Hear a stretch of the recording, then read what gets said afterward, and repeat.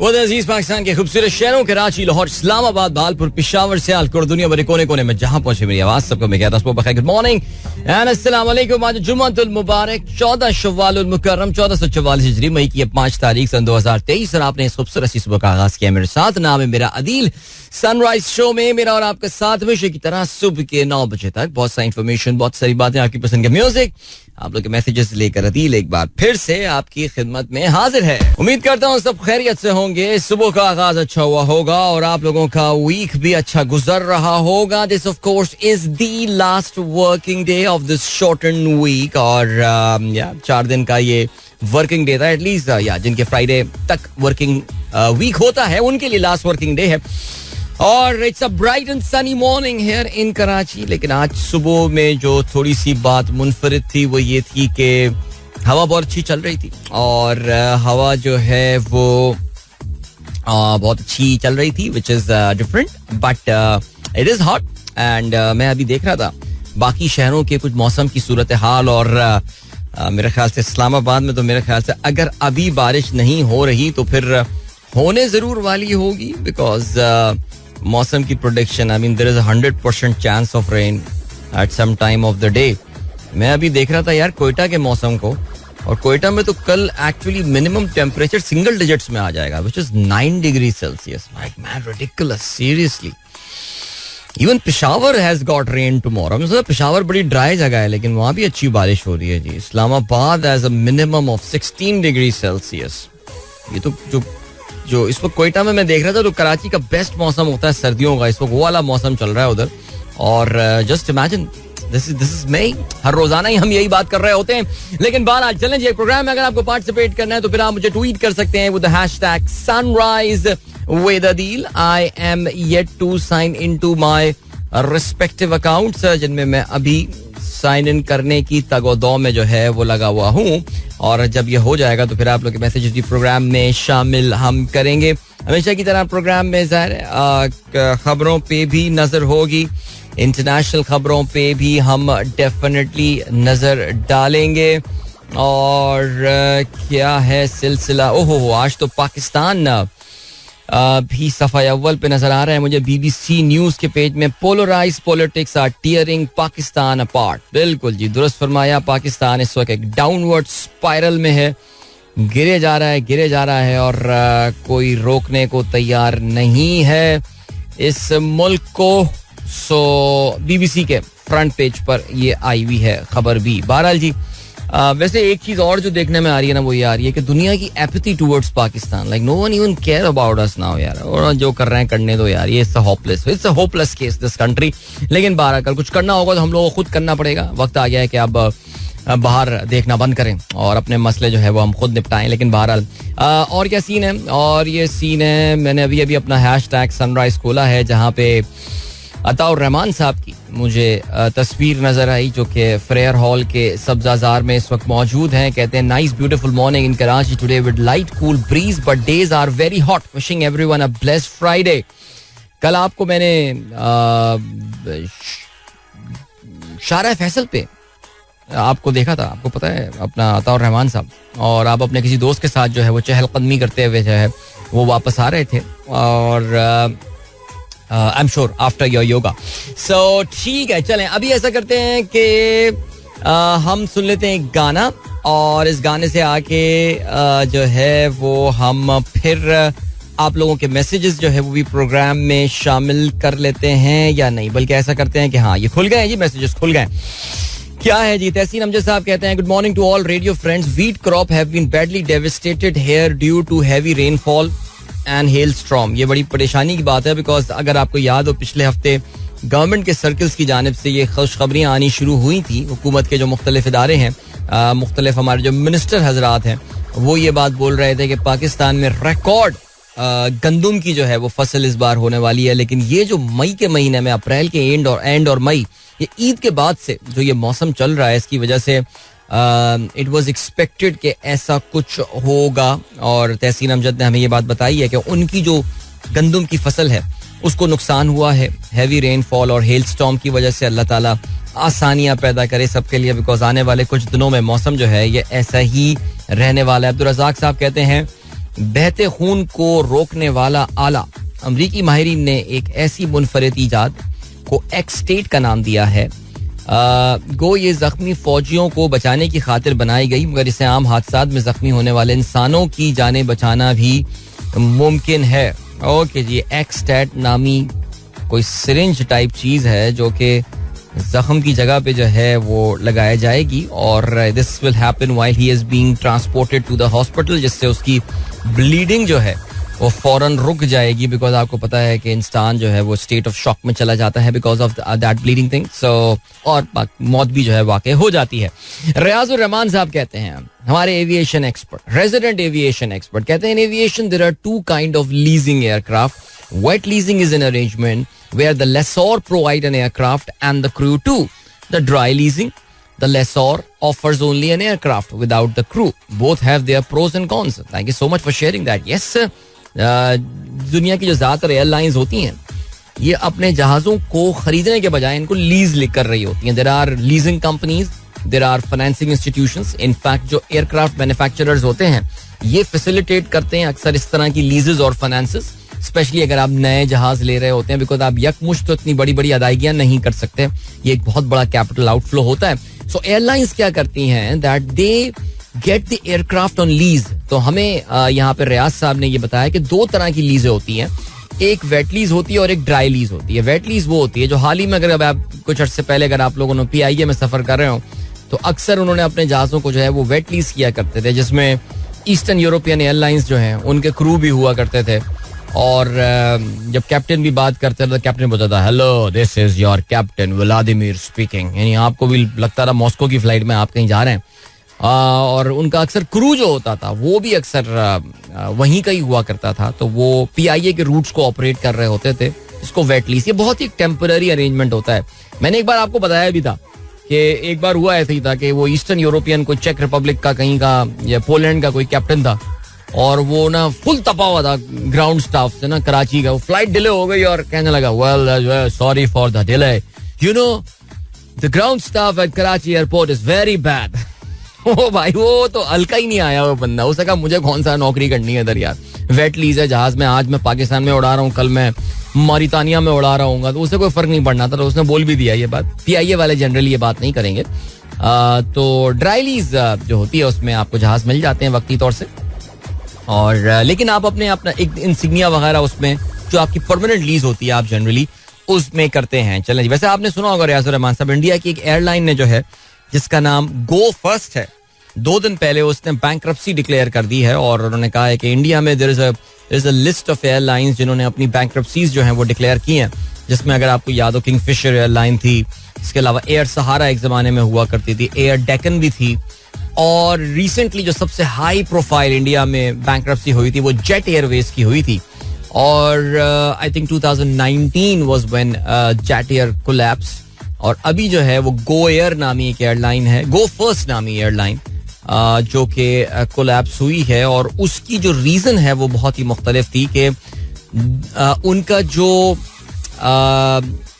Aircraft का engine provider था, Pratt and Whitney, एक बड़ी मशहूर अमेरिकन कंपनी है, वो उसके इंजन जो है वो बेसिकली इंजन फेलियर्स की वजह से वो एयरलाइन जो है वो बैठ गई. और प्रैट एंड विटनी जो है वो सही टाइम पे उनको रिप्लेसमेंट इंजन्स प्रोवाइड नहीं कर पाया. सो या quite an unusual reason, but I mean the airline was in the losses.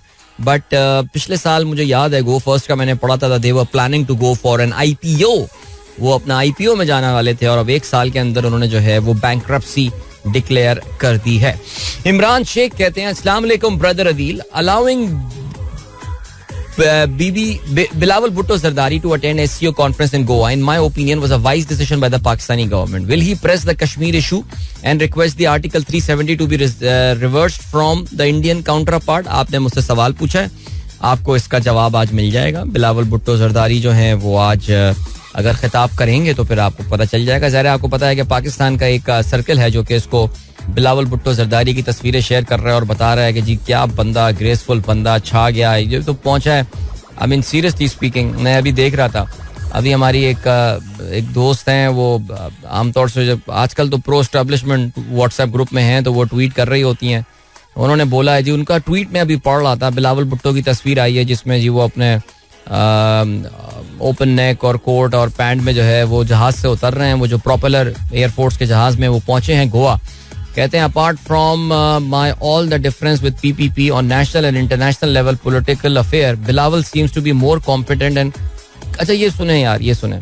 He appears to be more confident and competent as compared to the king of U-turn Imran Niazi. अच्छा मुझे honestly नहीं पता कि इसमें इमरान खान साहब कहाँ आ सकते थे, लेकिन ये घुसाया जा रहा है इस बात के ऊपर. तो बहरहाल बिलावल भुट्टो जरदारी पिछले एक साल में मेरे ख्याल से, अगर मैं गलती पर ना हूं, तो कोई 20-22 उन्होंने दौरे किए हैं. उससे पाकिस्तान की असल चीज तो यही है मेरे भाई कि पाकिस्तान की इंटरनेशनल स्टैंडिंग में क्या फर्क पड़ा है.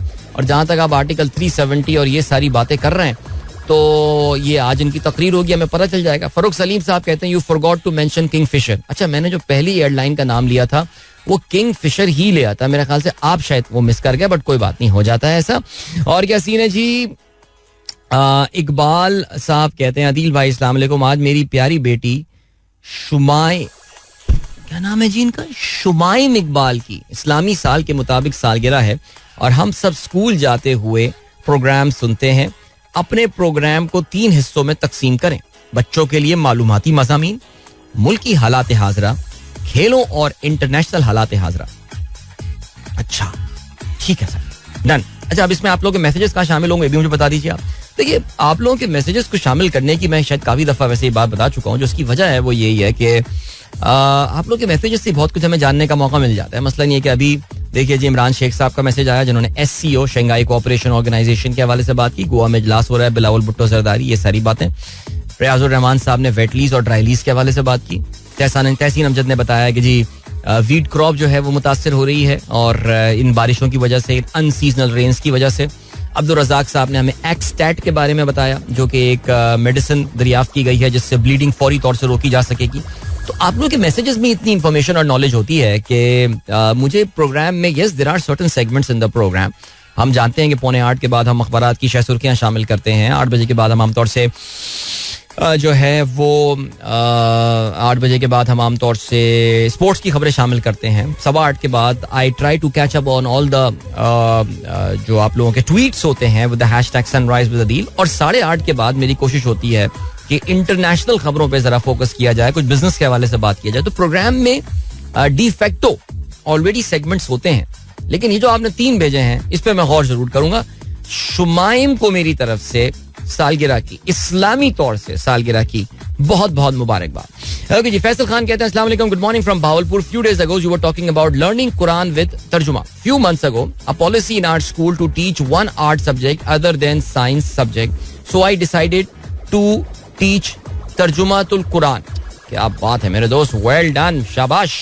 आई डिसाइडेड टू टीच तर्जुमातुल कुरान एज बीइंग अ हाफिज कुरान. आई कंप्लीटेड हिफ्ज इन 2016. टीचिंग तर्जुमा reminds me to learn before teaching. That is very good. Well done भाई. अल्लाह ताला आपको जो है वो कुरान को ना सिर्फ ठीक तरीके से समझने की, बल्कि इसकी नॉलेज को, इसकी मालूमात को और इसकी फहम को जो है वो आगे भी पहुंचाने की तौफीक अता फरमाए और हम सब को ये तौफीक दे. आमीन सुम्मा आमीन. आगे बढ़ते हैं जी. नवीद मुनव्वर साहब कहते हैं मेरा प्यार तुम ही हो फ्रॉम आमिर जकी, आज प्ले कर दें. मौसम की डिमांड है. हाँ आप ही के मौसम की डिमांड है. हमारे मौसम में तो, इस मौसम में प्यार मोहब्बत की बातें ज्यादा हो नहीं सकती हैं, लेकिन चलें जी, ठीक हो गया जी. आगे बढ़ते हैं. जावेद साहब कहते हैं Meta warns against fake chat GPT that can steel critical data. एहतियात करें भाई, जाली चैट जीपीटी के वर्जन्स भी आ गए. पीर जहीर साहब गुड मॉर्निंग कहते हैं सब लिसनर्स को पानी का बुलबुला की बात करते हैं. Nice morning Karachi today. Some of your regular listeners listening the show in the car. Mister Hur, mister Shahzad sahab, commander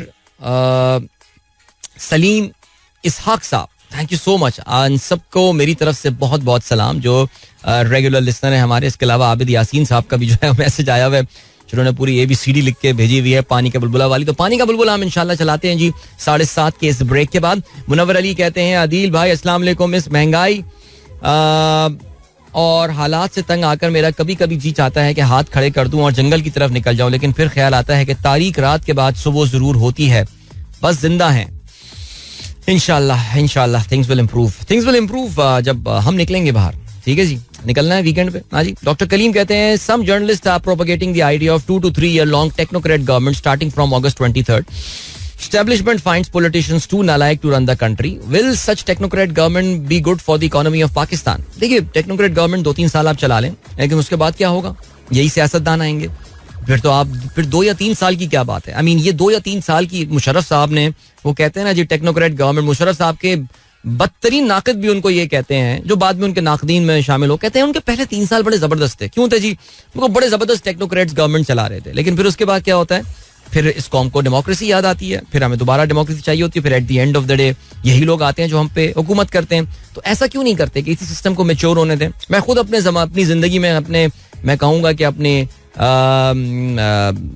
एक उम्र तक मैं खुद इस टेक्नोक्रेट सेटअप का जो है ना वो बड़ा फैन रहा हूँ, और ये सारी बातें मैंने बड़ी सपोर्ट की एक जमाने में. लेकिन मैं अब ये समझता हूँ, जैसे शायद मेच्योरिटी आई है, ये बात समझ में आई है कि नहीं, आप मेरे ख्याल से इसी डेमोक्रेसी को परवान चढ़ने दें, और इसी डेमोक्रेसी से जो है वो चीज़ें फूटेंगी और चीज़ें सही होंगी. तो ये टेक्नोक्रेट गवर्नमेंट, ये सारी बातें जो है ना, ये बेसिकली वो लोग ज्यादा शोर कर रहे हैं जो कि ज़ाहिर है अपने आकाओं को बचाने की बातें कर रहे हैं. मसलन कल मैंने इसके हवाले से ट्वीट भी किया कल रात को सोने से पहले. I think that was the tweet जिसको अच्छी सुबह अट्रैक्शन भी मैंने नोट किया कि मिली है, और वो यही है कि मैं कल मुनीफ फारूक साहब को सुन रहा था कामरान खान साहब के शो में, एंड मेरे तो अंगुष्ठ बदंदा, खैर अब तो अंगुष्ठ बदंदा, मेरे ख्याल है पाकिस्तान में हमने जो कुछ देख लिया वो तो हमने सब देख लिया. यानी वो साहब जो हैं, वो तो मुनीफ फारूक जो कि एक प्राइम टाइम शो के मेजबान होते हैं, वो जिस तरह पाकिस्तान में खुल्लम खुल्ला, आई मीन अगर आप समझ सकते हैं, वहां पे मैं साद रसूल के एक्सप्रेशंस देख रहा था, और मुझे वो इंटरव्यू भी एडिटेड लग रहा था, बिकॉज साद रसूल असल में इतना एक सॉफ्ट स्पोकन आदमी है, लेकिन वो इतनी प्यारी बातें करता है वो बंदा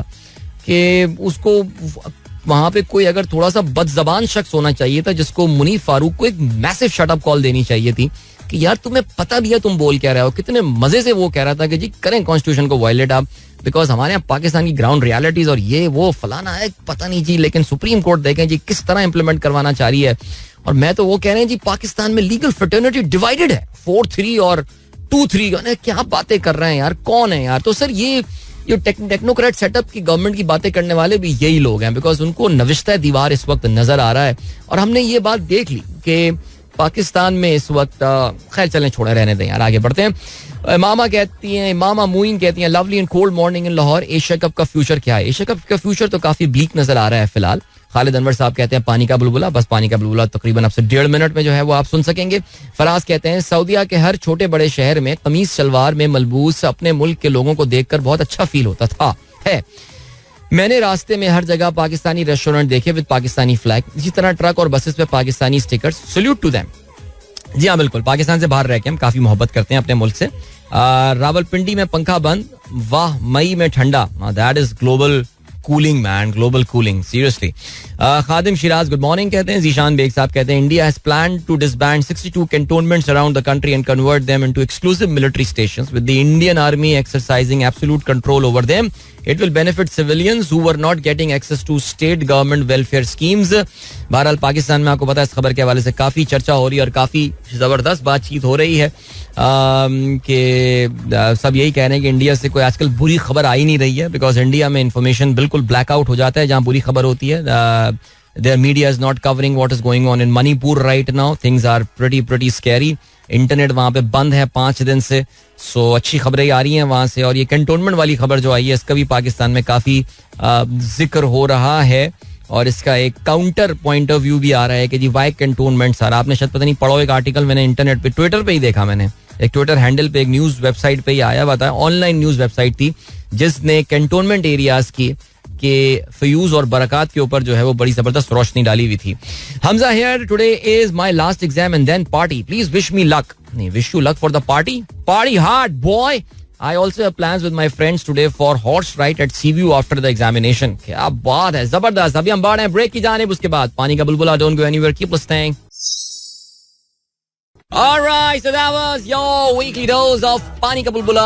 Many of you enjoyed that. मेरे पास वानिया का भी मैसेज आया था, मेरे पास एक और भी मैसेज आया है. आपको दूसरा साहब की साहबजादी का क्या नाम है वो मुझे नहीं पता, लेकिन बहुत ही क्यूट सा वॉइस नोट जो है वो मेरे पास आया था जिसमें वो कही थी अंकल प्लीज प्ले पानी का बुलबुला.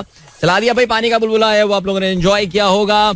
जबरदस्त. और क्या सीन है, शाहीन ताहिर ने स्क्रीनशॉट किया शेयर किया है फ्लाइट रडार 24/7 का, जिसमें वो कहती हैं अस्सलाम वालेकुम, PIA plane uses Indian airspace owing to bad weather in Lahore yesterday. जी हाँ, हमारे ग्रुप में एक साहब जो हैं उनकी तमाम जहाज़ों की परवाज़ों पे नज़र थी, बिकॉज आपको पता है यार कि लाहौर की एयर स्पेस से ज़रा सा तो आप 2 मिनट आगे निकलें तो फिर इंडियन एयर स्पेस जो है वो शुरू हो जाती है. आपको इसका अंदाज़ा भी होगा कि लाहौर में काफ़ी शार्प टर्न लेता है जहाज़ जब भी अपनी अप्रोच बना रहा होता है. सो या कल लाहौर में मौसम की वजह से ये दमाम से लाहौर आने वाली जो एक फ्लाइट थी which was PIA's flight by the way, Boeing 777, तो उसने जो है वो अपना डिटोर लिया. आई डोंट नो वो फ्लाइट वापस अब मुल्तान में उतरी है, कहाँ जाके उतरी है, लेकिन उसने जो अपना जो डिटोर लिया वो बेसिकली इंडियन एयर स्पेस के ऊपर से लिया. सो ठीक हो गया, चलें जी, होता रहता है ऐसा. इंडियन, अगर आपको याद हो, एयर स्पेस तो यूज होती है, इंडियन जहाज भी अगर आप फ्लाइट रडार देखते हैं तो ज़ाहिर है पाकिस्तानी एयर स्पेस को यूज कर रहे होते हैं. सो nothing unusual in that, seriously. I hope but the important thing is that all the passengers and everything, they're fine, they're safe, okay?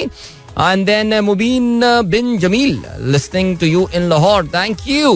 Zulfi कहते हैं, don't you think we need to have a proper local body system in place before disbanding any system such as cantonment?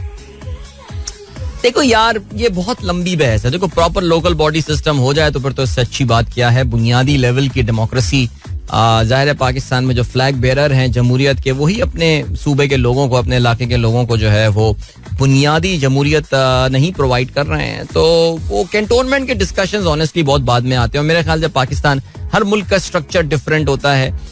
Pakistan का एक different structure है. सो इसको जो है वो हम अभी रहने देते हैं. कलीम जाफरी साहब कहते हैं, this is Syed Kaleem Jafri from Bank Al Habib, best wishes for the weekend. My friend commander Zainul Abideen is also a regular listener and sending you wishes for the day. Thank you so much Commander Zainul Abdeen साहब, खुश रहिए. पीर ज़हीर साहब ने पानी का बुलबुला enjoy किया. अजहर अली साहब हरीपुर से मैसेज करते हैं, सलाम भाई, अब इन पोस्टर्स का क्या करना है, क्या हम कोई गुलाम हैं और आपकी बात मान लें? क्या कहते हैं जी, खान साहब किस मुंह से कहें कि सफीरों का काम क्या और अपोजिशन लीडरों से मिल रहे हैं. PTI Fawad Chaudhry holds meeting with US envoy Donald Blome. PTI shares economic revival plan with the United States. Party shows its readiness to work with. अब देखें, ये तो नेचुरली एक्सप्रेस ट्रिब्यून की खबर है, लेकिन मेरे ख्याल से आई थिंक ज़ाहिर हम में थोड़ी सी टेंडेंसी भी होती है खबरें एक पर्टिकुलर पॉइंट ऑफ व्यू से सुनने की भी. लेकिन इमरान खान साहब ने, मुझे नहीं पता, मुझे जरा ये एक बार को भी बता दीजिए कि इमरान खान साहब ने ये बात बोली है that they want to cut off the ties with America, या दे वांट टू. अजहर, मैं आपसे ये रिक्वेस्ट कर रहा हूँ कि मुझे जरा भेज दें कि वो कहते हैं कि जब हम हुकूमत में आएंगे तो हम अमेरिका के साथ ताल्लुकात जो है वो बिल्कुल खत्म कर लेंगे. तो ये मैं चाह रहा हूँ कि अगर वो खबर मेरे साथ शेयर कर लें, बिकॉज यू टर्न या कॉन्ट्रडिक्शन तो वो बन गई ना. ज़ाहिर है इमरान खान साहब ने एक अपना एक पिच किया था लोगों को, क्या कहना चाहिए, एक पिच क्रिएट की थी कि जी America was responsible for removing his government and all. फिर उन्होंने कहा कि नहीं जी, प्लान यहाँ बना था, अमेरिकन आशीर्वाद जो है वो उसको हासिल थी. लेकिन ये बस मुझे बता रही है कहाँ पे उन्होंने ये बात बोली थी कि जब भी हम इक़्तिदार में आएंगे तो अमेरिका के साथ अपने ताल्लुकात बिल्कुल जिसे कहते हैं मुनक़ता कर लेंगे. और ये है सिलसिला, बिकॉज आपको ये बात भी पता है कि अमेरिका में इमरान खान की डोनाल्ड ट्रंप के साथ बड़ी अच्छी कैमराडरी और एक अच्छी उनकी केमिस्ट्री जो है वो डेवलप हुई थी. जहां तक डेमोक्रेट्स का ताल्लुक है, मेरा जाती तौर से ये ख्याल है कि Democrats have become very indifferent about Pakistan. They just don't care now whatever is happening in this country. और ये भी मुझे अंदाजा हो रहा है कि हमने जो एक ऐसे शख्स जिसको हमने गद्दारी के मुकदमे जिस पे फाइल किए थे, और ऐसा लग रहा है कि फिर से दोबारा से सर्विसेज उसकी हासिल की गई हैं, वो भी शायद उनकी कुछ बातों से सुन के ऐसे ही लग रहा है कि कोई खास इतना फर्क पड़ नहीं रहा. अमेरिकन कोई, हमारे जो वुज़रा हैं वो भी बार बार मिले जा रहे हैं अमरीकी सफ़ीरों से एंड ऑल. सो ओके भाई, IMF के मामले में हमारी मदद करें, लेकिन कोई मदद जो है वो आ नहीं रही है खास हमारे पास, जिससे लग यही रहा है that Americans have become totally indifferent about it. लेकिन बहरहाल Azhar, coming back to my original point, I would really love to know कहाँ पे इमरान खान ने ये बात बोली थी that he totally wants to cut off his contact with the American government और देयर रिप्रेजेंटेटिव्स. तो यूसुफ नवाब कहते हैं, Sittu is ready for the yellow day. Alright, ये भी बड़े स्कूलों में कहानियां होती है ना, yellow day, pink day and all फलाना. तो यूसुफ नवाब साहब की नाम यार अब मैं बहुत एहतियात से ले रहा हूँ कि यूसुफ नवाब साहब को जो है वो नुमान यूसुफ, और ये तुम लोग असल में क्या करूँ, नोमेनक्लेचर एक जैसे लगते हैं नाम के कुछ. सो आजकल जो इनकी बच्चियों की वालदा हैं वो कहीं गई हुई हैं ट्रिप पे. सो वालिद साहब जो है वो ख्याल कर रहे हैं. दैट्स वेरी गुड यार, you are a very good father, seriously well done man, शाबाश शाबाश मेरे चीते, शाबाश. चलें जी, और क्या सीन है? और ये सीन है जनाब, आज एक बार फिर से मैच होने वाला है बिटवीन पाकिस्तान एंड न्यूजीलैंड, जिसके हवाले से हम बात करेंगे. And then we have got, आगे चल के जरा एड शीरन के हवाले से भी बात करेंगे. एड शीरन आप जानते हैं ना, बड़ा मशहूर बरतानवी गुलूकार एड शीरन, जिनका एक गाना जो दुनिया में सुपर डुपर हिट हुआ था, शेप ऑफ यू. और उनका एक मुकदमा चल रहा था पिछले 8 साल से, जिसका फाइनली फैसला जो है वो आ गया है और एड शीरन जो है वो मुकदमा जीत गए हैं. What was that trial about? Very interesting trial actually. और ये म्यूजिक में अक्सर ये बातें सुनने में आती रहती हैं कि मेरे गाने को कॉपी किया गया है और ये सब हुआ है सिलसिला. बट ठीक है, इस पे आगे चल के हम प्रोग्राम में जरूर बात करते हैं. And then yes, president Biden की कल अमेरिका के top AI related tech companies के CEO से जो है वो मुलाकात हो गई है. इससे पहले कमला हैरिस की मुलाकात का हमने जिक्र किया था. अब जो बाइडेन साहब हैं उन्होंने भी मुलाकात कर ली है और इसमें ये बेसिकली 3 कंपनीज के प्रेसिडेंट जो हैं उनसे उनकी मुलाकात हुई, जिसमें सुंदर Pichai of Google, Satya Nadella of Microsoft and open AI Sam Altman जो हैं वो शामिल थे. और कुछ ज़ाहिर है जो बातें बताई गई हैं उसमें उन्होंने बताया यही है कि क्या जिम्मेदारियां वगैरह आयद होती हैं AI कंपनीज के हवाले से. एंड ऑल्सो अब देखते हैं कि इससे फर्क क्या पड़ता है. Does it really make any difference? Would these companies, जिनके बारे में कहा यह जा रहा है कि ये जो अभी ये जो उन्होंने AI चैट बॉट्स वगैरह रिलीज किए हैं, जिन्हें जेनरेटिव AI कहा जा रहा है एज अ कैटेगरी, क्या ये इन्होंने प्रॉपर टेस्टिंग वगैरह करके सब कुछ, उसके तमाम प्रोज एंड कॉन्स देख के उसको रिलीज किया था, या सिर्फ एक फर्स्ट मूवर एडवांटेज और कंपेटिटिव प्रेशर्स की वजह से एक ऐसा टूल मार्केट में प्रेजेंट कर दिया गया है which is bringing great risk to the society as a whole. Let's see.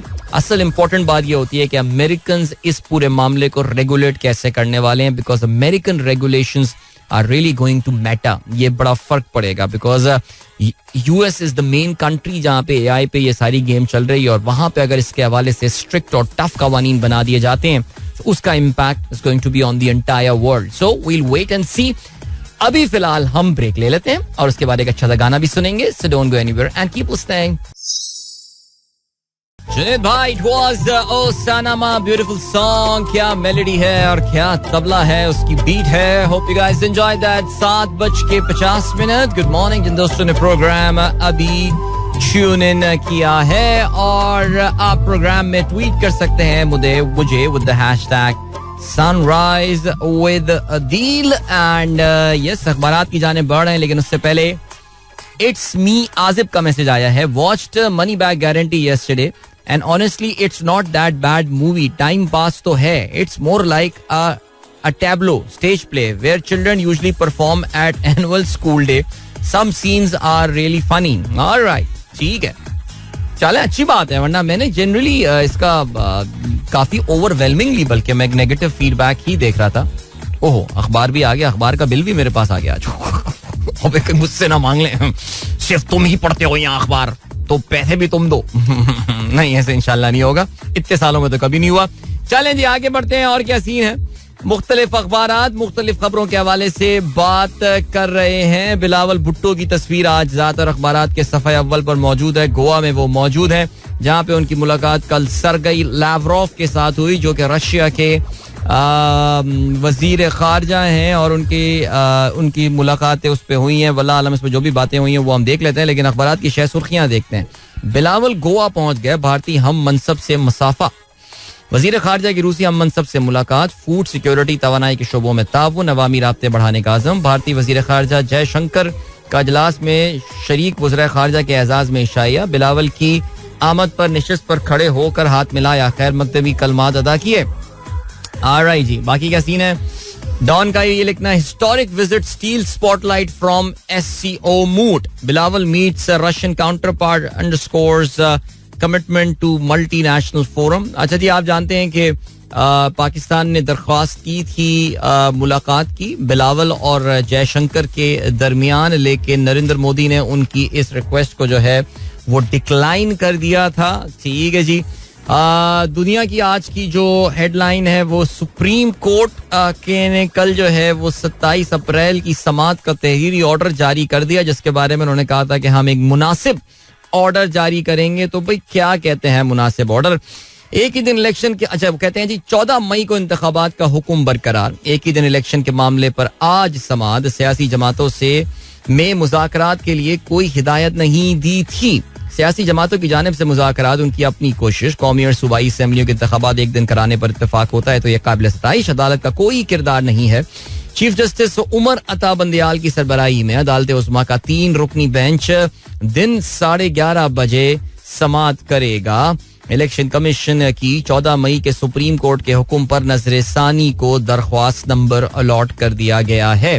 वैसे एक चीज तो कंफर्म है और वो ये कि 14 को अब इलेक्शन तो नहीं हो रहा, लेकिन अब नेचुरली इसका मतलब ये कि मामलात अच्छा बड़ी इंटरेस्टिंग बात है और पता नहीं आप लोग नोट कर रहे हैं या नहीं कर रहे हैं कि कल फवाद चौधरी साहब जो हैं वो भी कामी भाई के प्रोग्राम में बैठे हुए थे और आपने पता नहीं उनका इंटरव्यू सुना या नहीं सुना. और इवन इसहाक डार की अगर आप टोन अगर देखें तो वो बड़ी मुख्तलिफ बड़ी रिकन्सिलिएटरी टोन नजर आ रही है. आई थिंक परसों मैंने अपने प्रोग्राम में गुड कॉप बैड कॉप वाली चीज की जो है बात की थी. एक तरफ जजों पे दबाव प्रेशर ये सारी बातें, डॉन अभी जंग की हेडलाइन क्या मैं आपको बताता भी हूँ, लेकिन दूसरी जानिब ये भी अभी भी उम्मीद है कि जी कि ये एक पर्टिकुलर डेट पे जो है ना वो इत्तेफाक अभी भी हो सकता है.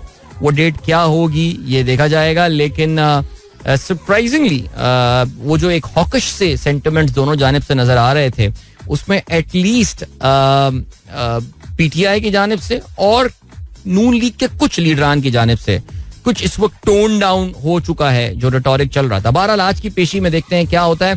आगे बढ़ते हैं. इमरान खान क्या कहते हैं? जस्टिस फाइज ईसा के खिलाफ रेफरेंस फैज हमीद से भी ऊपर से आया. चेयरमैन पीटीआई व्हील चेयर पर इस्लामाबाद हाई कोर्ट में पेश हुए. तफ्तीशी भी सारे मौजूद. इमरान बयान रिकॉर्ड कराएं, चीफ जस्टिस का ये कहना है. डर्टी हैरी ने गोली मरवाई. मुकदमात की डबल सेंचुरी जल्द मुकम्मल होगी. बाजवा ने कई ब्रीफिंग्स में कहा कि टैंकों में तेल नहीं है. ठीक है जी, आगे भेजते हैं. इमरान खान की अहलिया का मरियम नवाज को कानूनी नोटिस. ओके ठीक है जी. इसके अलावा शुमाली वजीरिस्तान कल अफसोसनाक खबरें आई हैं जी अर्स्टवाइल फॉर्मर फाटा एरिया से. एक तरफ तो 6 फौजी शहीद हुए हैं और अफसोसनाक वाकया ये शुमाली वजीरिस्तान में. उसके अलावा पाड़ा चिनार में 8 स्कूल असातिज़ा जो हैं वो कत्ल कर दिए गए. इम्तिहानी ड्यूटी पर मामूर 7 असातिज़ा को स्कूल और 1 को सड़क पर निशाना बनाया गया. मैट्रिक इम्तिहानात मुलतवी. इलाके में मुजाहरे. सदर और वजीर आजम की वाकयात की मजम्मत. अल्लाह खैर करे जी. Not a good day yesterday. अच्छा जी, IMF का ये कहना है महंगाई 27% रहेगी. शरह सूद बढ़ाई जाए. खसारे का तयन आखिरी रुकावट. उसके बाद किस मिल सकेगी. नेथन पोर्टर का ये कहना है. श्रीलंकन टीम में हमले में मुलव्विस दहशतगर्द साथी समीद हलाक हुआ है. इस शख्स का बेसिकली कहते हैं जी अलकायदा और TTP खियारा ग्रुप से, जिसका दहशतगर्द का नाम इकबाल उर्फ बाली है. यार वैसे समझ में नहीं आती बात यार. मैं सोचता हूँ श्रीलंकन टीम के हमले को जो है वो अब कोई 14 साल से ज़्यादा हो चुके हैं और अगर कभी हम उन खबरों को अगर हम जमा करना शुरू करें जितनी दफ़ा श्रीलंकन टीम के हमले में मुलव्विस लोग और उसके सरगना मारे गए हैं तो मुझे तो ऐसा लग रहा है कोई 500-600 लोगों ने मिलके जो है ना ये काम किया होगा. बिकॉज हर थोड़े दिनों में आपको पता चलता है कोई दहशतगर्द मारे गए और कहीं ना कहीं उनका लिंक जो है वो श्रीलंकन टीम पे हमले के साथ जो है वो आ जाता है. सो पता नहीं हमारे यहाँ इस तरह की कोई रिकॉर्ड रखता है चीज़ों के हवाले से नहीं. जंग की आज की लीड क्या है भाई? जस्टिस मज़ाहिर नकवी असासों की छानबीन. ऑडिटर जनरल और FBR के नुमाइंदे 15 दिन में पब्लिक अकाउंट कमेटी को रिपोर्ट पेश करेंगे. जज पर संगीन इल्जामात. उंगलियां उठ रही हैं. ऐवान को किरदार अदा करना चाहिए. अयाज सादिक का ये कहना है. एक और जज ने मिसकंडक्ट का इर्तिकाब किया. अरकान की तकारीर. अदालती इस्लाहत कानून पर अमल दरामद रोकने और 14 मई को इलेक्शन का हुक्म बरकरार. पार्लियामेंट में बहस का तमाम रिकॉर्ड पेश किया जाए. ये कहना है सुप्रीम कोर्ट का. के जी पाकिस्तान का एक बहुत बड़ा मसला. इमरान खान ने क्या इद्दत में निकाह किया था? उनकी जो बुशरा बेगम दौरान इद्दत का निकाह हुआ था वजीर आजम बनने की पेशगोई, इमरान ने बुशरा से दौरान इद्दत निकाह किया। ओन चौधरी की भी तस्दीक, बुशरा बीबी के कहने पर रेहाम खान को बजरिया ईमेल तलाक दी गई। निकाह केस में बतौर गवाह बयान कलम बंद करवा दिया। ओके, ठीक हो गया जी। इसके अलावा मोबाइल फोन और कारों पर रेगुलेटरी ड्यूटी खुद खत्म हो गई। कारें और मोबाइल दरामद हो रहे हैं, ना नोटिफिकेशन की जरूरत है। FBI का ये कहना है। मेरे सुनने में ये भी आया है कि शायद किसी मोबाइल फोन कंपनी ने अपनी प्राइसेस कम भी की हैं, लेकिन खैर चलें जी। जंग ने एक और खबर छापी है। पाकिस्तान में 380 अरब रुपए के टैक्स शॉर्टफॉल का इंकशाफ किया गया है। अच्छा, कोई इंकशाफ तो नहीं है, ये तो नंबर्स हम सबके सामने हैं और बहुत मैसिव हमारा जो टैक्स टारगेट है वो हमने मिस किया है इस साल और अब naturally we'll have to make up for that. हमें उसको जो है वो मेकअप करना पड़ेगा। IMF, जो मैं कल भी आपसे ये बात कर रहा था कि हम जो भी कहें ये एक IMF बजट इस बार जो है वो होने वाला है और बहुत सख्त बजट होगा। और यही मुसीबत इस हुकूमत के लिए भी है कि अगर वाकई ये इलेक्शन में जाना है इनको, तो उससे पहले इतना सख्त बजट जो है वो ये कैसे देंगे। MQM का ज़िमनी बल्दियाती इंतखाबात में हिस्सा ना लेने का फैसला। तमाम उम्मीदवारों के कागजात वापस ले लिए। कारकुनों ने शदीद मुखालफत की थी। ये लिखना है रोजनामा जंग का। संडे को जो बाकी मानदा नशिस्तें हैं, अभी तक तो यही है कि उनमें इंतखाबात हो रहे हैं, लेकिन आपको पता है कि इंतखाबात होने से कुछ दिनों पहले उनको जो है वो मौखर कर दिया जाता है, पोस्टपोन कर दिया जाता है, फिर ये इलेक्शंस नहीं हो पाते। बिकॉज कराची में मेयर का तयन और बाकी इलाकों में मेयर का तयन जो है वो रुका हुआ है। इसी वजह से बिला वजह डिले की जा रही है। कोई पूछने वाला नहीं है, कुछ नहीं। यानी जो हम सुबह भी बात कर रहे थे कि बुनियादी जमहूरियत का तकाजा होता है जो लोकल बॉडीज का निज़ाम है, लेकिन इतने महीनों से उसके इलेक्शंस नहीं हो पा रहे उन 11-12 सीटों के ऊपर, और जिसकी वजह से पूरा का पूरा ये मामला और सिलसिला जो है वो रुक गया है। सो चलें जी, देखते हैं कि इस इतवार को ये बाकी मानदा इलेक्शंस हो पाएंगे या नहीं। अभी ले चलते हैं आपको टाइम चेक और कमर्शियल ब्रेक की जाने। वापस आके हम खेलों के हवाले से भी बात करेंगे। सो don't go anywhere and keep listening. Welcome back guys, एक बार फिर से आपको खुशामदीद कहते हैं। This is sunrise show with me Adeel Azhar. Good morning दोस्तों। प्रोग्राम शुरू किया सुबह के 8:05 हो चुके हैं एंड हम बात करने वाले हैं खेलों के हवाले से। So let us start with cricket. Pakistan versus New Zealand. Okay, Pakistan versus New Zealand जो है चौथा वनडे मैच आज होने वाला है। इस वीकेंड पे ये सीरीज जो है ये रैप अप हो जाएगी और जाहिर है इस वक्त पाकिस्तान के लिए जो इम्पोर्टेंट पॉइंट है वो ये कि मोहम्मद नवाज जो कि इंजर्ड हैं, उनकी जगह कौन फिल करेगा। इफ्तिखार का नाम लिया जा रहा है कि इफ्तिखार जो है वो आज पाकिस्तान टीम की नुमाइंदगी करेंगे। और New Zealand honestly speaking, I mean अगर आप तीसरा मैच खास तौर से देखें, they really played that bad. I mean एक मौके पे तो लग यही रहा था कि वो they could actually could have one that game. आपको एक बार वो डेजा वू वाली फीलिंग आ रही थी T20 सीरीज वाली, जहाँ पे न्यूजीलैंड ने बड़ा जबरदस्त कमबैक किया था 2 मैचेस जीतने के बाद। लेकिन फिर भी आई थिंक यार I don't know, I mean ODI is the format that really suits Pakistan. Pakistan की परफॉर्मेंस भी अच्छी रही है और जाहिर है, हाँ एक बात तो जाहिर है हमें याद रहेगी और याद रहनी चाहिए कि पाकिस्तान अगर ये सीरीज क्लीन स्वीप करने में कामयाब हो जाता है, यानी आज और इतवार का मैच भी अगर पाकिस्तान अपने नाम कर लेता है, तो Pakistan will become the number 1 T20 side in the world, number 1 ODI side in the world. That would be so super cool, man. Amazing, जबरदस्त. Good luck to Pakistan team. शाबाश guys, let's do it. अच्छा, एक और भी चीज है और आपको ये भी पता होगा कि इस वक्त दुनिया एक ODI के टॉप 2 बैट्समैन पाकिस्तानी हैं, जिसमें Bobby the king and then we have got Fakhar Zaman, और नंबर 5 पर जो है वो भी पाकिस्तानी बैट्समैन मौजूद हैं, जिसमें इमामुल हक उनका नाम है. और इमाम अगर अभी तो तीसरे वनडे में काफी came very close to the century, अगर अगले 2 वनडे मैचेस में भी वो अच्छी कारकर्दगी दिखाने में कामयाब हो जाते हैं तो there could be a probability, I don't want to jinx Imam, लेकिन there could be a probability that all top 3 batsman could be from Pakistan. So Pakistan being the number 1 side in ODI and top 3 world batsmen being from Pakistan. How cool does that sound? Pretty cool. All right, ठीक है जी. Toss जीतने वाली team मुमकिन तौर पर पहले bowling को तरजीह देगी. नेशनल स्टेडियम में इस बार भी मुकम्मल भरने का कोई इम्कान नहीं. मुकम्मल भरने का कोई इम्कान तब होता है जब वो थोड़ा सा भरा हुआ हो यार. लेकिन आज फ्राइडे है तो हो सकता है आज शायद शाम में कुछ लोग आ जाएं. सिक्योरिटी के सख्त तरीन इंतजाम जो हैं वो कर लिए गए हैं. ठीक हो गया. और क्या जरूरत है जी. मिकी आर्थर का सरफराज अहमद से राब्ता. ओके, क्या सीन है जी. कॉमिक रेटिंग में मिकी आर्थर सरफराज अहमद से राब्ता हुआ है. जरा के मुताबिक दोनों में बाहमी दिलचस्पी के उमूर पर तबादला ख्याल. भाई ये तो सियासतदान करते हैं आपस में. लेकिन खैर, सरफराज की क़यादत में पाकिस्तान टीम. ओके, ठीक है ठीक हो गया. एक बार फिर से असल में ये डिस्कशन एक बार फिर से सामने आ रहा है कि क्या सरफराज को पाकिस्तान के वर्ल्ड कप के स्क्वाड का हिस्सा होना चाहिए. मेरे ख्याल से आई थिंक यार अब जरा छेड़छाड़ ना करें स्क्वाड के साथ. I think your squad is pretty much there now. I think ये ठीक है. ये इसमें सिर्फ आई थिंक वो नवाज वाली एक पोजीशन है जिसमें मैं थोड़ा सा समझता हूँ कि आपको एक लोअर मिडिल ऑर्डर में एक हार्ड हिटिंग बैट्समैन, एक फिनिशर टाइप चाहिए होगा. जैसे हमने इमाद की बात की, इफ्तिखार का रोल हो सकता है. बाकी यही टीम है भाई, इसी के साथ खेलें यार. बाबर की क़यादत में पाकिस्तान टीम गुज़श्ता 15 में से 13 वनडे में कामयाब हुई है. बतौर कप्तान नया मुल्की रिकॉर्ड कायम. फतवात का तनासुब सबसे ज्यादा इनका हो चुका है. बहुत अच्छी बात है. और इसके अलावा क्या खबर है. हॉकी के हवाले से बात करते हैं. जूनियर एशिया कप की तैयारी. पाकिस्तान हॉकी फेडरेशन ने जूनियर एशिया कप की तैयारी के लिए दुनिया हॉकी का एक बड़ा जाना पहचाना नाम है जिसकी खिदमात जो है वो हासिल की हैं. बहैसियत कंसल्टेंट रोलैंड ऑल्टमन्स जो हैं वो अपनी खिदमात सर अंजाम देंगे.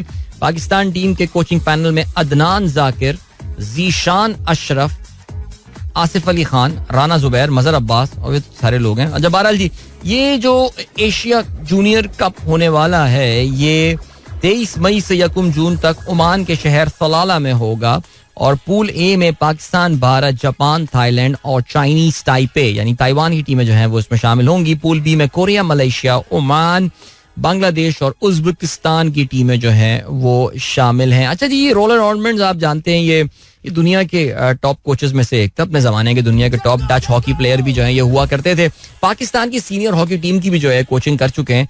लेकिन यार आपको पता है जरा हमारे यहाँ ये पे डिस्प्यूट्स और इन चीज़ों की वजह ना बड़े मसाइल रहते हैं. और वो बेचारा जो एक और डचमैन, फेलो डचमैन जो पाकिस्तान की सीनियर हॉकी टीम का कोच है, उसने भी आपको, वो जिस जमाने में मैं प्रोग्राम करता था हम उसको अक्सर इंटरव्यू लेते रहते थे. वो परेशान रहता था, कहता था यार मुझे अपने घर के बिल पे करने हैं, मुझे मॉर्गेज पे करना है, ये करना है, मुझे मेरी तनख्वाह तो दे दो यार मेरी. वो बेचारा परेशान रहता था काफ़ी. पता नहीं, अल्लाह करे पैसे वैसे उसके जो है ना वो पूरे कर दिए हों और उसकी जो पेमेंट्स हैं वो सारी हो गई हों. I really hope so. लेकिन ये सिगफ्रीड एक्मैन की जो है मैं बात कर रहा हूँ. ठीक है, और क्या सीन है. एक क्रिकेट के हवाले से बात करते हैं भाई. पाकिस्तान की जो एक क्रिकेट टीम है आप जानते हैं कि वो इस वक्त जिम्बाब्वे में गई हुई है. और जिम्बाब्वे में एक क्रिकेट टीम के उमैर बिन यूसुफ जो हैं उन्होंने डबल सेंचुरी स्कोर किया है. गुज़श्ता 25 साल में पाकिस्तान की ए टीम यानी जो पाकिस्तान शाहीन्स जिन्हें कहा जाता है उसमें 25 साल बाद किसी ने जो है ये डबल सेंचुरी स्कोर किया. क्या बात है. 3 विकेटों पर 521 रन बनाकर इनिंग डिक्लेयर कर दी. उमैर बिन यूसुफ ऑफ कोर्स बहुत अच्छी परफॉर्मेंस इनकी डोमेस्टिक में भी रही थी. कहते हैं जी he is knocking on the doors of Pakistan national cricket team. लेकिन उनको जगह मिलेगी या नहीं that remains to be seen. But without doubt a very very talented player from Karachi. और ठीक है, चलें जी, इसके अलावा और क्या सीन है. अब बात करते हैं कुछ फुटबॉल के हवाले से. चलें जी, सबसे पहले तो for a change let's talk about Serie A, Italian league के हवाले से बात करते हैं. और well after almost 33 years there is a new champion there. आप जानते हैं कि ये जो इटालियन फुटबॉल है इसको जनरली या तो मिलान के जो क्लब्स हैं वो डोमिनेट करते हैं. एसी मिलान हो गया, इंटर हो गया, या पिछले कुछ सालों, पिछली एक दहाई में हमने देखा कि यूवेंटस नामी जो क्लब है जो टूरिन शहर है वहाँ का, उसके क्लब ने जो है ये डोमिनेट किया है इटालियन सेरी आ को. लेकिन 33 साल बाद एक टीम यहाँ जीतने में कामयाब हुई है जिसका नाम है नापोली, जिसे नेपल्स भी कहा जाता है. और ये साउथ ऑफ इटली का ये शहर है और वहाँ पे ये सीरीज जो सेरी आ जो है वो जीतने में कामयाब हुए हैं. और उडेनेसी के खिलाफ इनका मैच जो है वो कल 1-1 गोल से बराबर हुआ. और नेपोली के पास अब जिसे कहना चाहिए कि जो लाट्सियो नंबर 2 पे जो टीम है उन पे उनकी बढ़त जो है वो अब 16 पॉइंट की तो अनअसेलेबल लीड उन्होंने हासिल कर ली है. नापोली क्लब की जो है वो खास बात क्या है? वो खास बात ये है कि the great football legend Diego Maradona जो है वो नापोली के लिए खेला करते थे और उन्होंने आई थिंक 33 साल पहले ये the club was very close to his heart because if I am not mistaken that was the first European club that Diego Maradona and he had a pretty long career there. Diego Maradona का Napoli के लिए. So just imagine, I mean, his team, the national side, कुछ महीने पहले वो world cup जीत रही है और अब उनका जो फेवरेट क्लब मैराडोना का था नापोली वो इटालियन लीग जीतने में कामयाब हुआ है. सो अगर मैराडोना हयात होते तो कितने खुश होते. मैं यही सोच रहा था आज सुबह जब मुझे खबर पता चली बिकॉज बहरहाल चलें जी. ओके, बात अब करते हैं इंग्लिश प्रीमियर लीग के हवाले से. Well, what a heart break for Manchester United. Yesterday Brighton and Hove Albion के खिलाफ इनका मैच हुआ था. 99 मिनट में पेनल्टी पे गोल स्कोर किया ब्राइटन ने. 1-0 से कामयाबी हासिल की और 3 पॉइंट्स ब्राइटन ने हासिल किए. And what Brighton has done is that they have put significant pressure on Liverpool for number 5 position. और इन दोनों टीमों के दरमियान इस वक्त 4 पॉइंट्स का फर्क है. But Brighton has got 2 games in hand right now. So Brighton अगर अपने अगले 2 गेम जीत लेता है तो अगर हम एप्पल कंपैरिजन करें तो maybe they could end up 2 points ahead of Liverpool और could be playing in Europe in the Europa league. तो अभी खैर ब्राइटन अभी काफी मैचेस हैं इनके अभी बिकॉज ये 32 मैचेस इन्होंने खेले हैं. And they have played the least number of games for any team in the Premier League right now, in fact. So yeah, लेकिन 12 चैलेंज जरा वीकेंड के मैचेस के हवाले से it must be heart break for Manchester United because मैं अभी देख रहा था कुछ दिन पहले हमारे कुछ मैनचेस्टर यूनाइटेड के दोस्त हैं वो कुछ कंपैरिजन कर रहे थे पिछले इतने मैचेस में आर्सेनल के इतने पॉइंट्स और मैनचेस्टर यूनाइटेड के इतने पॉइंट्स और फलाना पॉइंट और ये सारी बातें. मेरे ख्याल से ये सारी कैलकुलेशंस अब बराबर हो जाएंगी. बाकी वीकेंड के हवाले से बात करते हैं. Chelsea will be travelling to Bournemouth. ये कल मैच होना है. Manchester City will be hosting Leeds United. Leeds United जो है ऑफ कोर्स वो स्ट्रगल कर रहा है अभी और they basically are almost at the border of the relegation zone. तो कल अगर लीड्स यूनाइटेड इवन तो जीत तो सकता नहीं मैनचेस्टर सिटी को अगर उन्होंने कल बराबर भी खिलवा दिया तो फिर बड़ा जबरदस्त सीन हो जाएगा. Liverpool will be hosting Brentford. Challenging match Arsenal के लिए. It's a big one on Sunday night at 8:30 Pakistan time.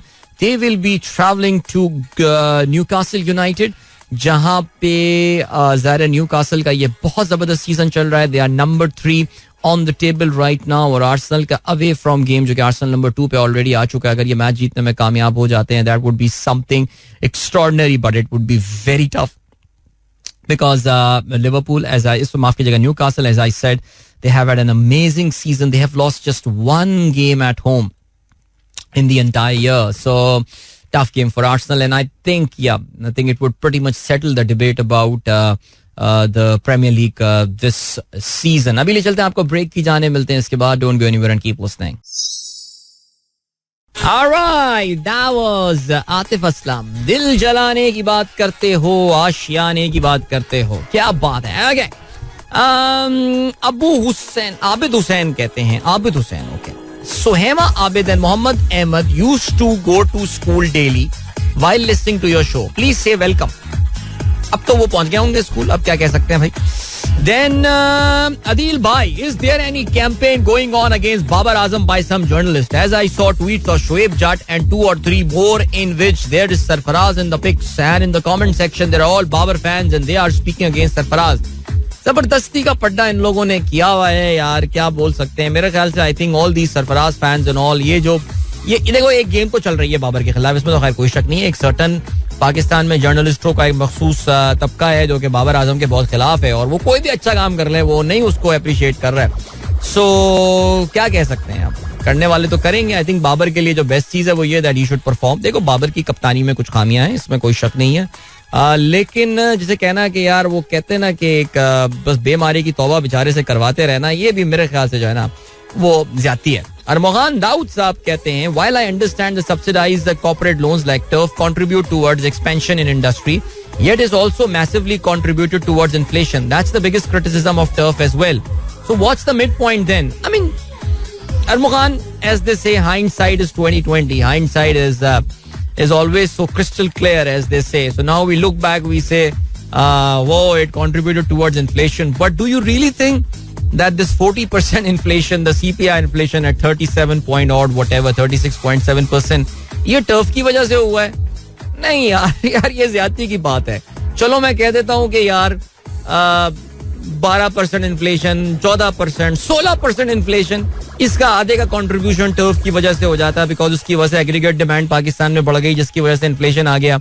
But do you, Armaan please, I am looking forward to your answer for that. You really think 36.7% inflation in Pakistan, the highest in the next, पता नहीं highest in the past 50 odd years, is because of the TERF loans? यार ये मेरे ख्याल से, आई think ये थोड़ी सी मुझे इंटेलेक्चुअल डिसऑनेस्टी यहाँ पे नजर आ रही है यार लोगों के इन कमेंट्स में. फहीम अली खान साहब कहते हैं दुआओं की दरख्वास्त है. भाई फहीम भाई का अगले हफ्ते इंपॉर्टेंट प्रोसीजर बॉडी का होने वाला है.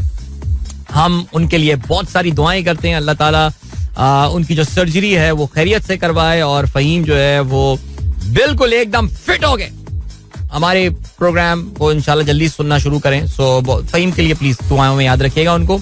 बहुत अच्छे और नेक आदमी है. बुखारी साहब कहते हैं, जिनका ताल्लुक पाकिस्तान आर्मी से रहा है, एक ब्यूरोक्रेट एसी या डीसी बन के काम नहीं करता, लेकिन कैंट एग्जीक्यूटिव ऑफिसर बन के कैंट को साफ सुथरा रखता है. कभी वजह जानने की कोशिश करें. तो बेसिकली वो जो एक ऑल्टरनेट पॉइंट ऑफ व्यू है कि कंटोनमेंट्स होने चाहिए, तो ये कंटोनमेंट साफ होते हैं. तो बहरिया टाउन भी साफ है एक्चुअली, लेकिन खैर चलें जी, ये बहस कभी बात के लिए रखते हैं. हमारे दोस्त हैं यहाँ बुखारी साहब. मलिक जाहिद अवान साहब कहते हैं मोदी पाकिस्तान में, जी मोदी का जहाज जो है वो पाकिस्तान के ऊपर से गुजर रहा है, बिकॉज वो लंदन जा रहे हैं कोरोनेशन में शिरकत करने के लिए. चलें जी, ओके. ख्वाजा कहते हैं ख्वाजा आसिफ जैसे लोगों की, अच्छा, इसहाक डार जो करेगा फाइनल वही होगा. अच्छा, बेसिकली आप ये कह रहे हैं, देखिए इसहाक डार साहब जो है वो मियां साहब के बहुत करीबी माने जाते हैं. इसहाक डार साहब की टोन बहुत रिकंसिलिएटरी है आजकल मुज़ाकरात के हवाले से. और ख्वाजा आसिफ जो हैं वो हॉकिश हुए हैं और इस वक्त गुड कहते हैं ना हॉक्स एंड डव्स. तो इस वक्त डार साहब डव बने हुए हैं, ख्वाजा साहब जो हैं वो बने हुए हैं, हॉक बने हुए हैं इस वक्त. लेकिन हम जानते हैं मियां साहब के करीब कौन है. आगे बढ़ते हैं. फरा मुश्ताक कहती है can anyone tell me what is a high risk account in any bank? हाँ बिल्कुल, कल मुझे ये सीन पता चला इनका. ये पाकिस्तान का एक बहुत बड़ा बैंक है, बहुत बड़ा बैंक. वहां पर गई और उन्होंने कुछ रिक्वायरमेंट की कि जी मुझे ये these are the needs that I have regarding my accounts and all. और बैंक वालों ने ये चीज उनको मना कर दी. उन्होंने कहा जी आप एक हाई रिस्क अकाउंट हैं. तो वो बड़ी परेशान हुई कि जी मुझे, क्योंकि बिकॉज मैं बैंक कर रहा हूँ तो अक्सर लोग अपने बैंकिंग के मसाइल मेरे साथ जो है वो शेयर करते हैं. So I got a message from her and I think she wants a credit card machine at her clinic as well. और बैंक वो भी उनको लगा के नहीं दे रहा. तो ये हमारे यहाँ पता नहीं क्या मसले हैं पाकिस्तान में यार. बैंक को तो फैसिलिटेट करना चाहिए इस तरह के जो कस्टमर्स होते हैं, लेकिन हमारे यहाँ तो इतने रोड ब्लॉक्स क्रिएट किए जाते हैं, मुझे समझ में नहीं आता. अच्छा, मुझे इन्होंने बताया कि अब वो दूसरे बैंक जा रही हैं, छोड़ दिया उन्होंने वाला जो बड़ा बैंक पाकिस्तान का मशहूर, क्या हिस्ट्री उसकी और सारी बातें, कैंपेन्स आती हैं और सारी बातें. लेकिन वो जिस बैंक में गई हैं मुझे उस पर भी तशवीश है, वो भी तंग करेगा आपको. आगे बढ़ते हैं जी. वो what is a high risk account यार, जिसकी लिमिट वगैरह नहीं बढ़ सकती है ऑल, पता नहीं क्या बातें. चलें जी आगे बढ़ते हैं. और क्या सीन है जी. नासिर हुसैन साहब कहते हैं petroleum sales have halved in April as the inflation bites. Difficult times indeed after Eid holidays and 1st May. Traffic seems visibly low on the street. So what will be the stats for May? The impact of high taxes on petrol price is mitigated by lower sales. हाँ बिल्कुल ऐसे ही है. ये तो देखिए यही मसला हुआ है और यही मसला आपको पता है इम्पोर्ट के साथ भी हुआ है. पाकिस्तान जो इम्पोर्ट्स में ड्यूटीज होती हैं उससे अपनी टैक्स का एक बहुत बड़ा अमाउंट जो है वो अर्न कर रहा होता है, जो आपकी रेगुलेटरी ड्यूटीज वगैरह आप लगाते हैं और इम्पोर्ट्स की वेरियस फॉर्म, डिफरेंट किस्म के टैक्स और लेवीज आप उसमें लगाए हुए होते हैं. अब जब आपकी इम्पोर्ट्स को गवर्नमेंट ने बुरी तरह सप्रेस किया है तो जाहिर है उससे जो एफिलिएटेड या उससे जो एसोसिएटेड टैक्स रेवेन्यू है वो भी नहीं आ रहा. तो आपको पता है कि एंड में इस चीज के हवाले से क्या होने वाला है. सो बहरहाल क्लूलेस गवर्नमेंट, क्लूलेस आइडियाज, ये वो कुछ नहीं पता. तो समझ में नहीं आ रहा कि अगली गवर्नमेंट भी आएगी तो क्या सिरा पकड़ेगी, जहां से ये जो मैस क्रिएट करके गए ये रिजॉल्व होना शुरू होगा. वेलकम बैक गाइस, एक बार फिर से आपको खुशामदीद कहते हैं. This is the sunrise show with me Adeel and good morning. इन दोस्तों ने प्रोग्राम ट्यून इन किया है. हम बात कर रहे थे एड शीरन के हवाले से सुबह. एड शीरन मशहूर गुलूकार, बरतानवी अंग्रेज गुलूकार. I am in love with the shape of you, push and pull like the magnets do, right? यही गाना है शायद मेरे ख्याल से. अच्छा, इनका ना काफी सालों से एक मुकदमा चल रहा था और एक अमेरिकन गुलूकार है जिनका नाम मर्विन गे है. उन्होंने जो है वो इन पे एक मुकदमा किया था कि कहते हैं कि मर्विन गेय ने कहा था कि जी लेट्स गेट इट, उनका एक गाना था लेट्स गेट इट ऑन, अगर आप कभी सुने भी. अच्छा, एड शीरन का गाना है थिंकिंग आउट लाउड, उसके बारे में उन्होंने कहा था कि बेसिकली एड शीरन ने मेरा ये गाना जो है ना वो कॉपी किया है, और उसने जो है ना वो beats and chords and everything are inspired and the tempo and everything is inspired from my song.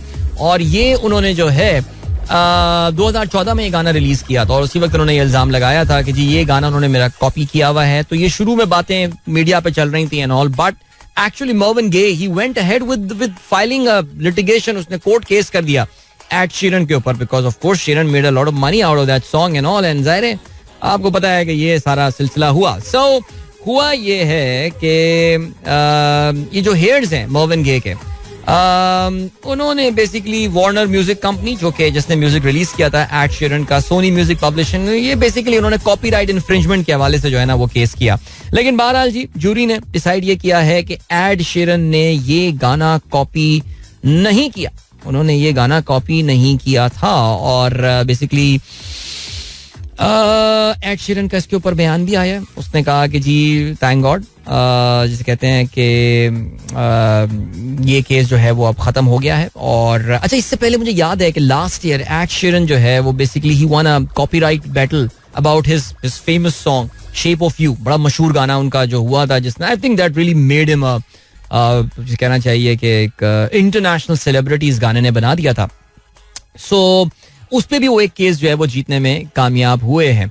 अच्छा, अब हुआ ये सीन है कि मैं एड शीरन को सुन रहा था सुबह and he was very relieved about this thing कि finally that thing is gone, और उसने जो है इज ऑब्वियसली वेरी हैप्पी, और उसने ये वाली भी बात की कि if the jury had decided this matter the other way we might well say goodbye to the creative freedom of the songwriters. अच्छा देखिए, ये जो कहानी है वो ये, आप इन दोनों गानों को सुनेंगे अगर ये if you want to like इस शो के बाद अगर आप सुनना चाहते हैं तो गूगल सर्चेस जो है आप कर सकते हैं, thinking out loud, Ed Sheeran, Marvin Gaye, let's get it on. Alright, ये गाने आप सर्च करें, you would find a similarity between the songs, because मैंने जब इन दोनों गानों को सुबह आज सुना तो मैंने कहा हाँ there is a similarity, but ये कह देना कि जी ये बिल्कुल उसका कॉपीराइट इन्फ्रिंजमेंट वाली बात है तो फिर मेरे ख्याल से ये जरा थोड़ा सा मुश्किल हो जाता. देखें, ये एक बहस है, और हम इंडिया पाकिस्तान जहां पे हम रहते हैं सब कॉन्टिनेंट, यहाँ तो एक बहुत ही ये इम्पोर्टेंट बहस है. और मुझे याद है कि कुछ गाने होते हैं जिनमें बड़ी स्टार्क सिमिलैरिटी होती है और आपको ऐसा ही लगता है. देखिए, एक तो होता है कॉपी करना, अन्नू मलिक एंड वो कौन है एक और इंडिया का जो है ना प्रीतम, ये तो है कॉपी कैट्स हैं, मास्टर हैं कॉपी करने का. अन्नू मलिक ने तो हद कर दी थी, खान साहब के गाने उठा लिए, फलाना उठा लिए. नदीम श्रवण एक जमाने में आए थे, पाकिस्तानी गाने उठा रहे थे और उसको कॉपी किए जा रहे थे क्योंकि कॉपीराइट लॉज नहीं थे. इंडियंस दबा के अपनी म्यूजिक जो है वो किए जा रहे हैं. मेरा पिया घर आया, क्योंकि उसकी ज़ाहिर हमारे यहाँ कॉपीराइट्स के, पाकिस्तान में मसले हैं कॉपीराइट्स के. एक दो कंपनियां ही हैं जो अपने कॉपीराइट्स को जो है ना वो एक्चुअली इन्फोर्स करती हैं, EMI being one of those. वरना अदरवाइज गाने रिलीज हो गए, जिसको कॉपी करना है जो करना है कर ले. इस चीज के हवाले से कोई रॉयल्टी का कॉन्सेप्ट नहीं, कुछ नहीं. नाउ कमिंग बैक, मुझे याद है, हाँ अभी बीच में अगर आपको याद हो तो सज्जाद अली भाई ने अपने इंस्टाग्राम चैनल पे, अभी रिसेंटली इंडिया में कोई फिल्म रिलीज हुई थी, उसका एक गाना आया था और वो गाना सुनने में जो है ना वो सज्जाद अली भाई का एक गाना लग रहा था, आपके हम बिछड़े तो शायद कभी ख्वाबों में मिले, उस तरह के किसी गाने की ट्यून पे, जो कि मेहदी हसन खान साहब का इटसेल्फ एक पुराना गाना था. उसमें आके उन्होंने बाद में जो है ना वो कहा था कि सज्जाद अली, इंडियंस ने आके ना फिर सज्जाद अली पे अटैक किया था कि आपने किस तरह इल्जाम लगा दिया कि हमने कॉपी किया है गाना, ये वो फलाना. आपको पता है इंडियंस जरा थोड़ा उनका कॉन्फिडेंस हाई, हमारा लो है. सज्जाद भाई डिफेंसिव हो गए, कहने लगा नहीं मैंने कब कहा कि ये कॉपी हुआ है, ये तो भैरवी राग में बना हुआ गाना है. Now this is the critical thing, Bhairavi राग में बना हुआ गाना है और उन गानों में आपस में बड़ी मुवासलत जो है वो आई जाती है. सो ये हमेशा जो एक डिफेंस किया जाता है जो इंस्पिरेशन का, वो यही होता है कि एक पर्टिकुलर राग को जो है वो इस्तेमाल किया गया है और उस राग में बने हुए गाने जो हैं ज़ाहिर है उनमें कुछ ममासलत और सिमिलैरिटी आई जाती है. और यही बात जो है वो एड शीरन का डिफेंस जो है वो साबित हुई है. उसने कहा था कि जी the chords could have been similar, the beat could have been similar, but अगर आप महज इन चीज़ों की बुनियाद पर गानों को एक दूसरे की कॉपी करार दे देंगे तो फिर जो उसने बोला है कि जो क्रिएटिव फ्रीडम है उसकी मौत हो जाएगी. सो गाना सुनिए आप और आप खुद डिसाइड कीजिए how similar these chords are. a musicologist for Sheeran's defense told the court that the 4-chord sequence in question was used in several songs before Gay's hit came out in 1973. So काफी पुराना गाना है ये. बहरहाल hear about that अगर आपको music में interest है. It's a pretty interesting case और I think it has really set the course for future litigations of these sort. चलें जब चलते हैं, आपको ब्रेक की जाने, मिलेंगे आपसे इस ब्रेक के बाद. Don't go anywhere and keep listening. Yeah, so that was the new song Left Right, Ali Seri, Shay Gill and Abdullah Siddiqui. So what do you guys say about this song? ये social media पे काफी popular हो रहा है आजकल और काफी views वगैरह और सब कुछ जो है वो चल रहे हैं. एंड या ग्रेट. चलें जी, इसके अलावा क्या सीन है. जुनैद अब्बास कहते हैं wow what a time to play this song. Adeel भाई you are great. Anger converted into smile. Basically आप आलमगीर के सॉन्ग की जो है वो बात कर रहे हैं. ख्वाजा हमीद अख्तर साहब कहते हैं आलमगीर का गाना जबरदस्त धुन और गाया बहुत ही खूबसूरत. जो लोग कहते हैं और समझते थे आलमगीर सिर्फ तेज धुन पर गाना गा सकते हैं, उन सब की बोलती बंद कर दी थी. इसके अलावा उन्होंने और भी स्लो गाने गाए थे. भाई मैं इस वक्त आलमगीर का जो गाना एक्चुअली लगाने जा रहा था वो तो मेरा बहुत ही फेवरेट गाना है, लेकिन पता नहीं आई डोंट नो वो मैं मिल नहीं पाया. तुम मेरी आंखें हो मैं ख्वाब जैसा हूं. बड़ी खूबसूरत गजल आलमगीर ने गाई है, मुझे बहुत पसंद है वो. हमारी एक लिस्टर ने वो रेकमेंड की थी आज से कई सालों पहले. एंड मैंने पहले नहीं सुना था वो, मैंने कुछ साल से मुराद भी, अब खैर काफी साल हो गए. Then I heard that song and I literally fell in love with that. Alamgir साहब क्या बात है, हर तरह के गाने गाए उन्होंने जी. अरमुखान कहते हैं no I don't think the current massive inflation has any material impact of TERF, but on the one hand there is a positive expansion, second hand there is a negative inflation which has led to recession. So where to draw the line in giving such subsidies? I think this is a good discussion point, Armohan. I think I finally know where you're coming from. And my bad कि मैं अब समझ पाया हूँ आपके तीसरे tweet के बाद ये.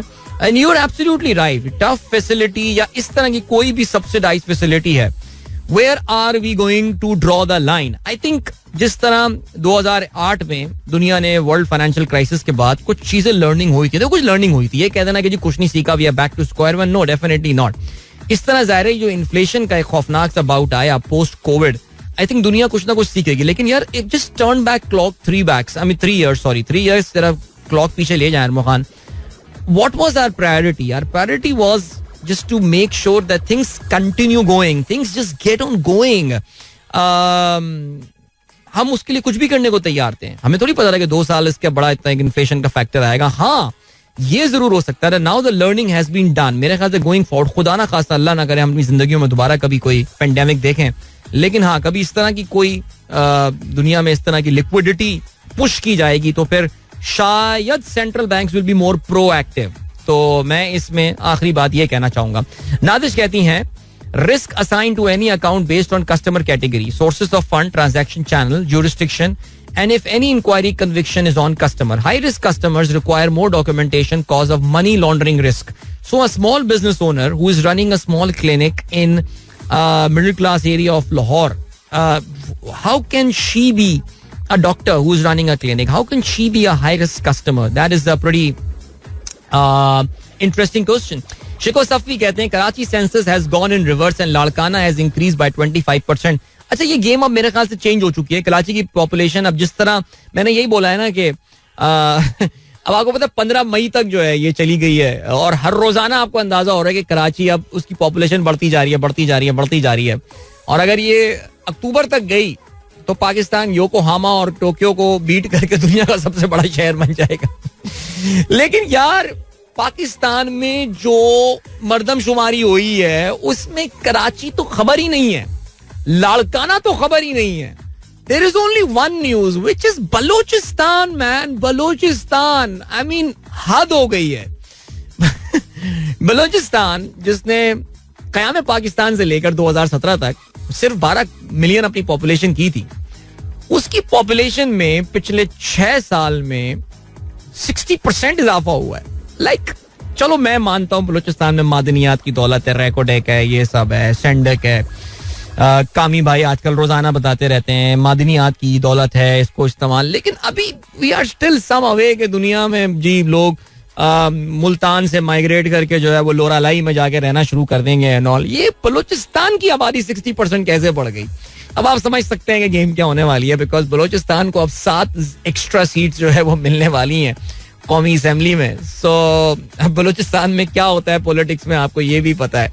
कराची तो खबर ही नहीं है. यार क्या हो रहा है जी. अजहर अली कहते हैं the new male host in sports show. अरे यार अब ये मैं इस बारे में क्या कह सकता हूँ यार. ये तो अब चैनल डिसाइड करेगा. इसके हवाले से कुछ सोच समझ के रखा होगा. Coffee is the second most traded commodity on earth after oil. क्या बात है यार, जबरदस्त. How many of you think that. अच्छा यार सॉरी, मुझे प्लीज संसार मत कर देना, पथराव मत करना. How many of you think that coffee is overrated? Okay, इस पे हम वीकेंड पे सोचेंगे बिकॉज अब मेरे पास सिर्फ 1 मिनट रह गया है और अब मैं प्रोग्राम अपना खत्म करने वाला हूँ. But yes, we are on the Insta live अभी @Adil Azhar. आप मुझे ज्वाइन कर सकते हैं. बड़ा मजेदार डिस्कशन चल रहे थे. आज हमने लिपोसक्शन पे बात की, गैस्ट्रिक बाईपास सर्जरी के हवाले से बात की. उसके बाद अभी हम आलमगीर साहब को डिस्कस कर रहे थे. फिर शे गिल जो है वो भी डिस्कस कर रहे थे. अभी हम इन गाने के हवाले से जो हमने चलाया है. और अभी हम बात करते हैं, is coffee overrated? I'm sorry, I know there are some serious coffee fans here, but housewives are high risk account due to indirect source of income. But what if housewives they are not housewives, they are running the business themselves. If Maradona were alive today, imagine the cocaine filled adult party he would have thrown.